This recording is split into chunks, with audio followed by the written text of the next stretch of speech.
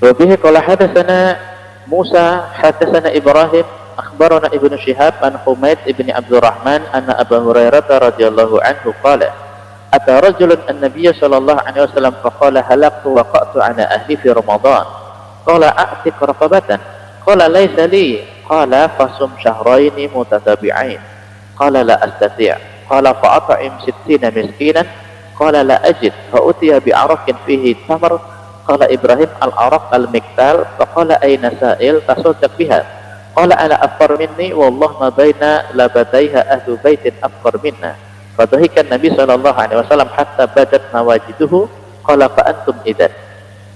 Imam Bukhari rahimahullah taala beliau mengatakan telah bercerita kepada kami Musa, beliau berkata telah bercerita kepada kami Ibrahim, beliau berkata telah bercerita kepada kami Ibnu Syihab dari Humaid bin Abdurrahman dari bahwasanya Abu Hurairah radhiyallahu anhu beliau pernah bercerita ada seorang laki-laki datang menemui Nabi sallallahu alaihi wasallam dan dia berkata celaka saya wahai Rasulullah, saya telah menggauli istri saya di siang hari di bulan Ramadan. Kata Nabi, a'tiq raqabatan, kamu merdekakan budak. Budak itu Bapak Ibu, dia jangankan harta dirinya nggak punya, dirinya saja tidak punya, dia milik tuannya. Dan budak itu dia milik tuannya. Makanya di zaman dulu ada orang tidak menikah. Kenapa? Karena dia punya budak. Sebab budak itu boleh digauli Bapak Ibu. Dan budak ini bukan warisan dalam syariat Islam. Ini sudah ada ribuan tahun sebelumnya. Sesuatu yang sudah terjadi selama ribuan tahun itu sulit untuk dihilangkan sekaligus. Tapi nyembah berhala kok bisa Pak? Dulu sebagian sahabat nyembah berhala. Nah kemudian datang Nabi berdakwah kepada mereka kok bisa masuk Islam? Sebab para sahabat mereka menyembah berhala tidak sampai 1000 tahun. Karena jarak antara Nabi Isa dan Nabi Muhammad nggak sampai 1000 tahun, hanya 5,5 abad kurang lebih. Dan para sahabat belum ada yang lahir di zaman Nabi Isa.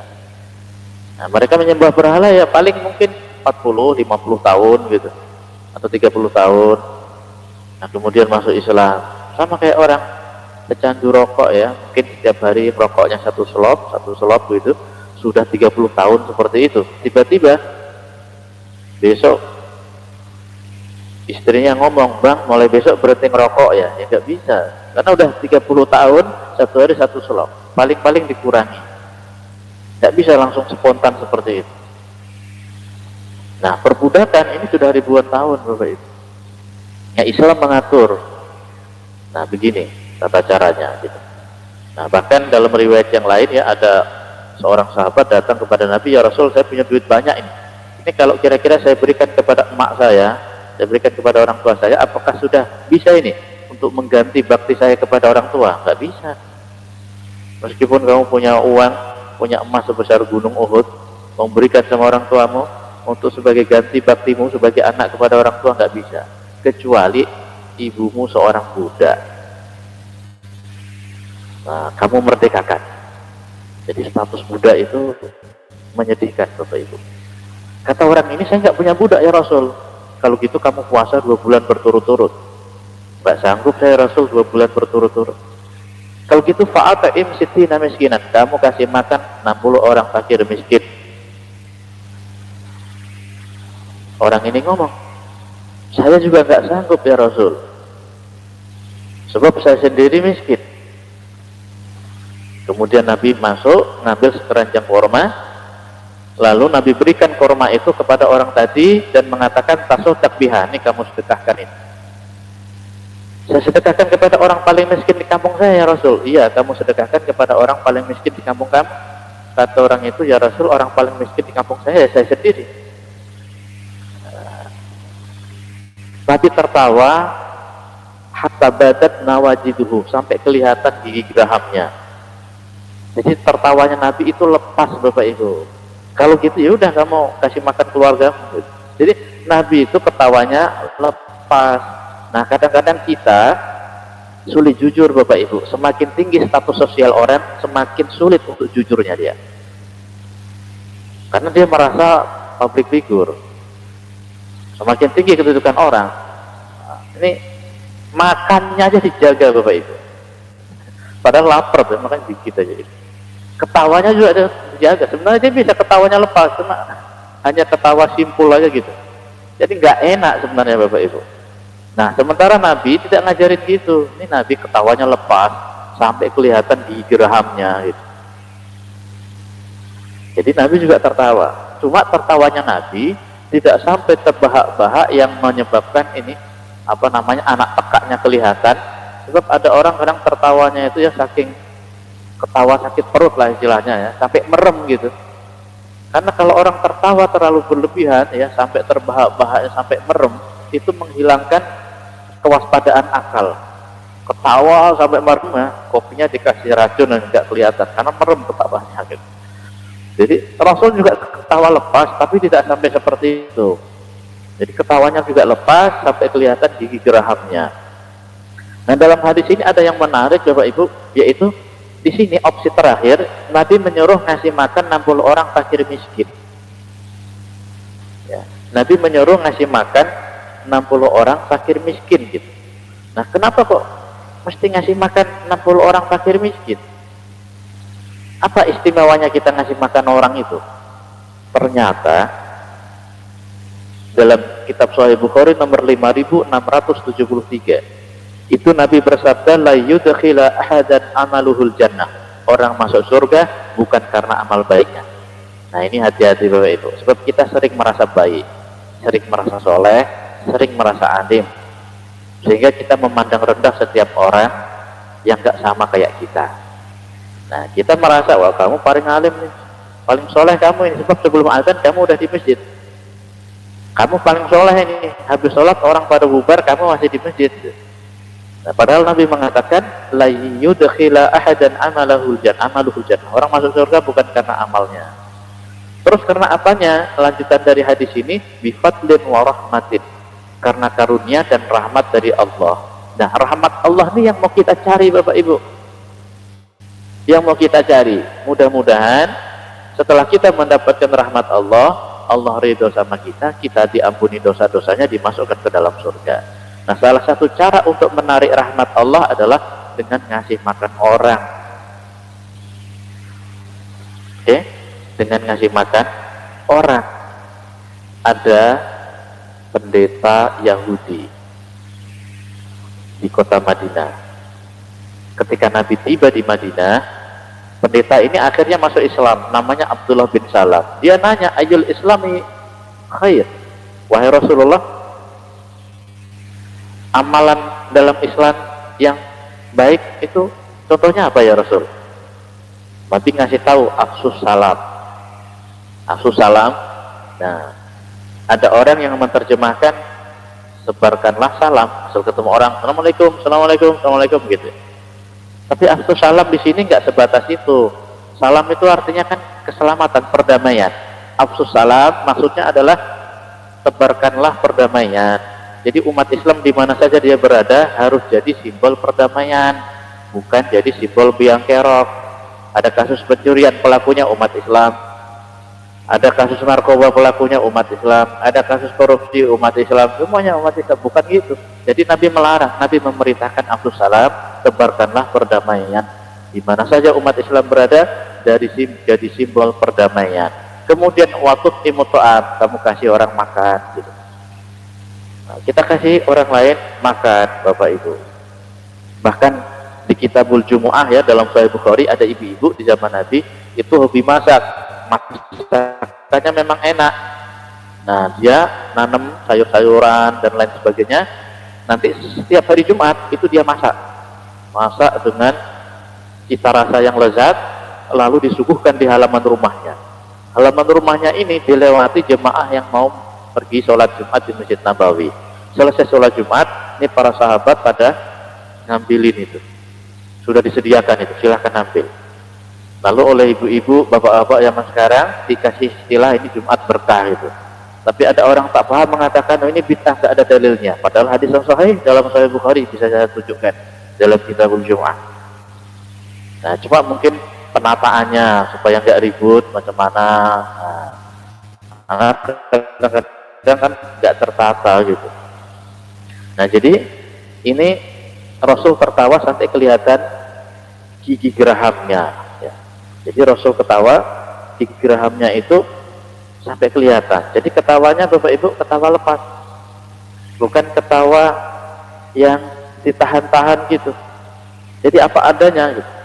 Malah kan nggak enak kalau misalnya kita itu ketawanya ya ketawa yang ditahan-tahan gitu.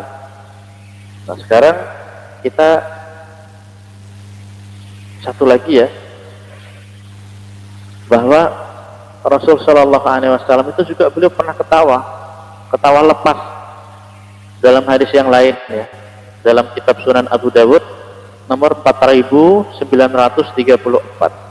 Imam Abu Dawud beliau mengatakan hadatsana Muhammad ibnu Auf hadatsana Sa'id ibnu Abi Maryam akhbarana Yahya ibnu Ayyub qala hadatsani Umar ibnu Ghaziyah anna Muhammad ibnu Ibrahim hadatsahu an Abi Salamah ibni Abdurrahman an Aisyah radhiyallahu anha qalat qadima Rasulullah sallallahu alaihi wasallam min ghazwati Tabuk aw Khaybar wa fi sahwatiha sitrun fahabbat rihut fakashafat nahiyata sitri an banatin li Aisyah lu'ab faqala ma hadha ya Aisyah qalat banati wa ra'a bainahunna farasan lahu janahani min riqa faqala ma hadha alladhi ara wasṭahunna qalat faras qala wa ma hadha alladhi alayhi qalat janahan qala farasun lahu janahan qalat ama sami'ta anna li Sulaiman khailan laha ajnihatun qalat fadhahika hatta ra'aitu nawajidahu.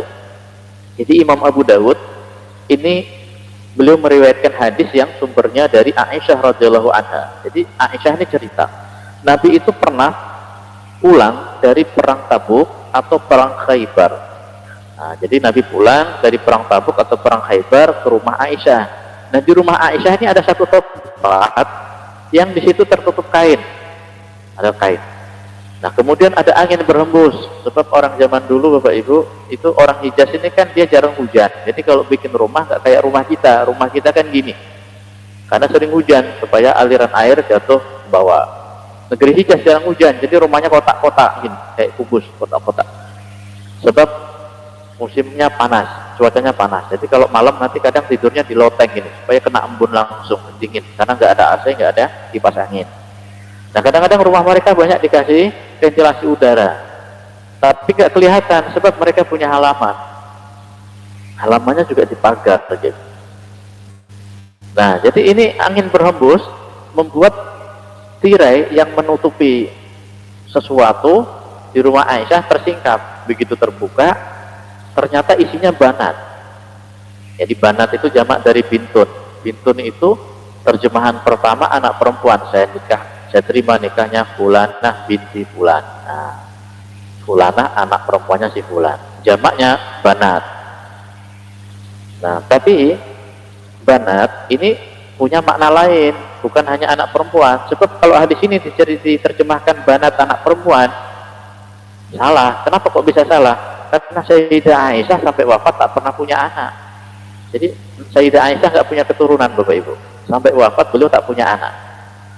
Nah, jadi ini Sayyidah Aisyah sedang bermain banat. Terus banat itu apa Pak? Boneka. Sayyidah Aisyah ini remaja putri.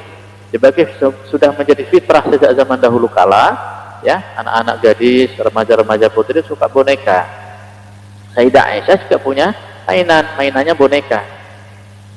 Nah, ternyata banyak, sebab lafaznya jamak di sini banat. Nah, jadi melihat boneka-boneka itu, Nabi kemudian nanya, "Mahada ya Aisyah?" Apa ini wahai Aisyah? Qalat banati. Kata Sayyidah Aisyah, boneka-boneka saya. Jadi bukan anak-anak perempuan saya, tapi boneka-boneka saya. Dan Nabi melihat antara boneka-boneka itu di tengah ada patung seekor kuda, kudanya pakai sayap gitu. Jadi Nabi ngomong lagi, mahadalladzi ara wastahuna, apa ini yang saya lihat ada di tengah ini? Kata Sayyidah Aisyah, faras itu kuda.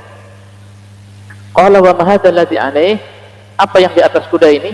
Janahan, 2 buah sayap. Jadi ini kuda, ya boneka kuda, sayapnya 2. Kemudian Nabi ngomong, farasun lahu janahan, kuda kok ada sayapnya? Kata Sayyidah Aisyah, ama sami'ta anna li Sulaiman khailan laha ajnihah, apakah engkau tak pernah mendengar wahai Rasul bahwa Nabi Sulaiman itu punya kuda yang sayapnya banyak? Fadhahika hatta ra'aitu nawajidahu, kata Sayyidah Aisyah, saya lihat Nabi itu tertawa sampai kelihatan gigi gerahamnya. Nah, jadi di sini Rasul ketawa sampai kelihatan gigi gerahamnya. Dan hadis ini juga berkaitan dengan hukum gambar dan patung, Bapak Ibu. Ada sebagian orang mengharamkan mutlak, gambar itu mutlak haram gitu. Sebab apa? Sebab dia membaca hadis. Ya, dia membaca hadis dalam Sahih Bukhari nomor 3322, la tadkhulul malaikatu baitan fihi kalbun wala surah. Malaikat tidak akan masuk ke dalam rumah yang di dalamnya ada anjing dan gambar. Nah, sehingga dia tidak mau ada gambar di dalam rumahnya.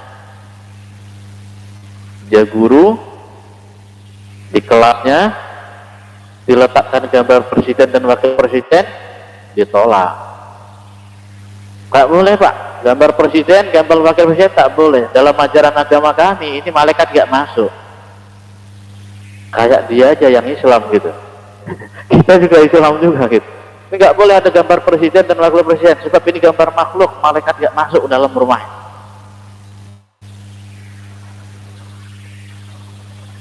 Tapi giliran gambar yang ada di dompetnya disifat rapat-rapat. Ada kotak infak, mau masuk aja berat itu. Gambar uang 100.000 kan ada gambarnya, Bapak. Uang 50.000 ada gambarnya. Mata uang kita kan semuanya bergambar itu. Bapak Ibu sekarang pakai handphonenya ada video, coba edit Bapak Ibu, 1 menit video itu isinya kan susunan dari beberapa gambar. Jadi video berjalan, gambar berjalan jadi video. Nah, sementara di hadis tadi, ini malah di rumah Nabi itu ada boneka. Boneka itu kan patung. Nah, terus macam mana korelasinya, Pak? Rasul ketika menaklukkan kota Mekah, beliau datang ke Baitullah, tapi nggak mau masuk ke dalam Ka'bah. Kenapa? Karena di dalam Ka'bah itu ada gambar. Ada gambar Nabi Ibrahim, ada gambar Maryam, ada gambar Nabi Ismail. Jadi gambar Nabi Ibrahim sama gambar Nabi Ismail lagi megang alat judi. Alat judinya pakai panah ya, karena zaman dulu judinya pakai panah. Cara judi mereka. Kalau sekarang kita ini ada dadu lah gitu. Nah, lalu dijadikan dalil kehalalan judi itu halal. Ini Nabi Ismail, Nabi Ibrahim aja pegang alat judi. Nah, kemudian Nabi minta diambilkan seember air untuk menghapus gambar-gambar itu. Jadi Nabi tidak mau masuk ke situ. Dan oleh orang-orang jahiliyah zaman dulu, Bapak Ibu, mereka datang nih dari ujung-ujung wilayah untuk naik haji. Nanti mereka tawaf, laki-lakinya di siang hari, perempuannya di malam hari, dipisah waktu tawafnya. Dan mereka tawafnya tanpa busana. Perempuannya tawaf mengelilingi Ka'bah tanpa busana, laki-lakinya tawaf mengelilingi Ka'bah tanpa busana. Yang dikelilingi apa? Gambar. Gambar Nabi Ibrahim, gambar Nabi Ismail yang ada terlukis di dalam Ka'bah itu. Artinya apa? Kapan gambar itu menjadi haram? Tu'bad. Kalau gambar itu disembah, diagungkan, hukumnya haram. Bapak Ibu majang gambar foto keluarga di rumah, keluarga mungkin itu bapaknya, orang tuanya Bapak Ibu ya, untuk kenang-kenangan karena sudah meninggal gitu. Nah, kalau tujuan Bapak Ibu ingin menyembah gambar orang tua, itu hukumnya haram sebab ada unsur kemusyrikan. Cuma pertanyaannya, kira-kira kalau Bapak Ibu majang foto keluarga di rumah, apa tujuannya untuk Bapak Ibu sembah? Kan tidak. Dan kenapa kok Nabi mengatakan seperti itu, bahwa malaikat itu tidak akan masuk ke dalam rumah yang di dalamnya ada anjing, gambar, kemudian dalam riwayat yang lain ada tambahan tamasil. Tamasil itu patung, karena banyak para sahabat dulu mereka latar belakangnya penyembah patung. Jadi apa saja yang ada kaitannya dengan patung ini disingkirkan jauh-jauh supaya nanti dia tidak kembali. Kan sebelum Bapak Ibu yang jadi arsitek kan sebelum ingin bangun sesuatu kan digambar dulu. Baik gambar itu langsung dalam bentuk tulisan atau diimajinasi alam pikirannya. Mau bangun ini, nah ada gambarnya dulu. Nah, ini orang zaman dulu juga gitu. mau bikin berhala ini ya digambar dulu modelnya kayak gini nanti. Nah, jadi gambar sama patung ini ada kaitannya dengan unsur kemusyrikan. Sebab latar belakang sahabat Nabi banyak yang menyembah patung. Makanya Nabi larang apapun yang ada kaitannya dengan unsur kemusyrikan, Nabi larang. Sementara di rumah Sayyidah Aisyah ini Nabi nggak larang, malah ketawa gitu. Kenapa? Karena sejak lahir Sayyidah Aisyah sudah muslimah. Sebab bapaknya itu sudah masuk Islam, Abu Bakar, sama istrinya Ummu Ruman sudah masuk. Wallahu a'lam bishawab. Sampai di sini ada yang mau ditanyakan Bapak Ibu?